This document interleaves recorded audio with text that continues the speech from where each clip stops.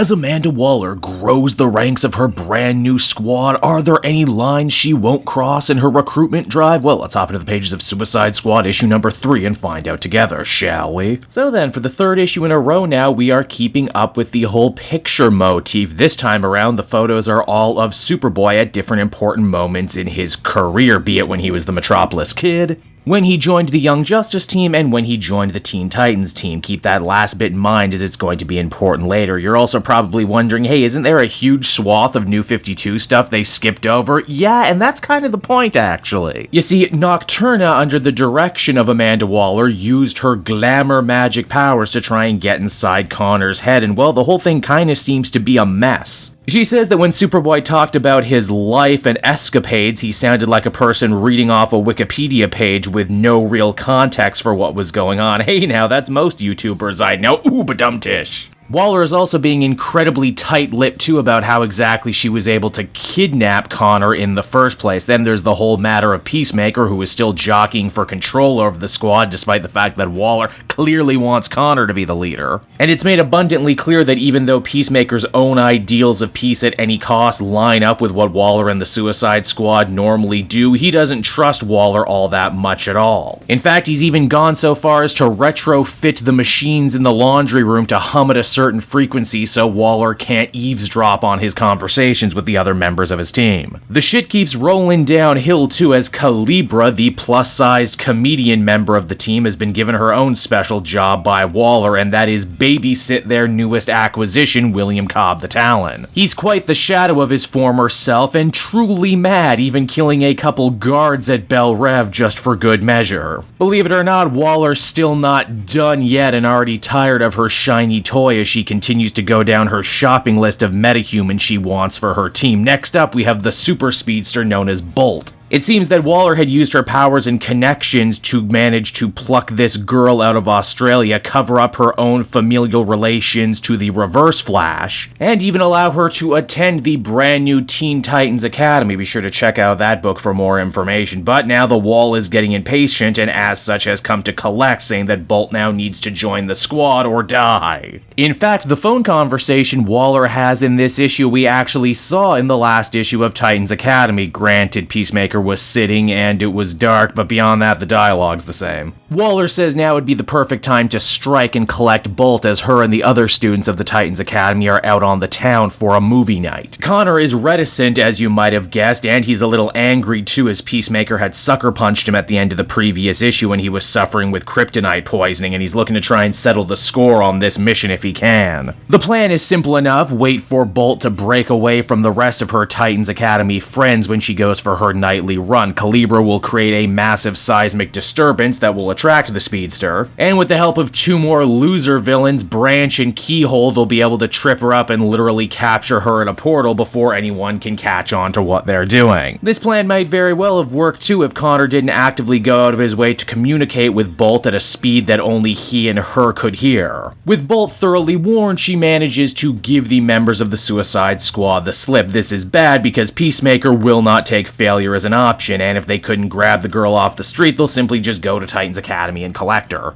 Although it's not that simple at all, because there's about 60 other superheroes there and the squad is still very much trying to be a covert organization. And wouldn't you know it, it's right here at the end things start to get really interesting. You see, the squad is accosted by Red X, the mysterious individual who has been making life hard for the Titans over at their academy. Red X agrees to be the squad's man on the inside to help get them in. Yeah, I know this doesn't quite gel with the end of the Titans book when he was actually fighting them. In fact, the timeline in general of these events doesn't line up, but hey, there you have it as the comic comes to a close. And so that was Suicide Squad issue number 3, everybody, and once again, Robbie Thomas manages to deliver a book that I'm very much enjoying. The continuing moral battles being waged by Peacemaker and Superboy are very interesting. One is bad for good reasons, and the other one is a good guy being forced to do bad things against his will, but also trying to undermine the villains he's working with at the same time. I like that the team in this book is kind of in flux, and Waller can pick out any sort of D-list loser with an interesting power if she needs it for that moment. Pensica and the rest of the art team turn in some really great work here. I especially love all the scenes with Bolts running. They do a good job capturing the feeling of speed. For what it's worth, I kind of like Bolt in general too. She has a cool design. I like that she's Australian. I like that she's trying to overcome some dark connections in her past and be a better person than the cards of life dealt her. Again, ties into the bigger theme of morality and self-determination that is kind of making up the backbone of this new Suicide Squad series. Overall, I would give this one an 8 out of 10. Good stuff. Hey there everyone, it's your old pal Cave Jewel, and if you're seeing me right now, that means you watched to the end of the video, which I am very appreciative of. It really helps drive engagement and retention and all that other good YouTube stuff. So does liking and commenting. Wink wink. If you like my content too, you should check out my Patreon page. We just redid all the tiers, so there's a ton of great rewards. You can become a patron for as little as $1 a month, and well, it would just really help me out. It's never expected, but always appreciated. So until next time everyone, I've been Cape Joel, and I will see you next time. Bye-bye.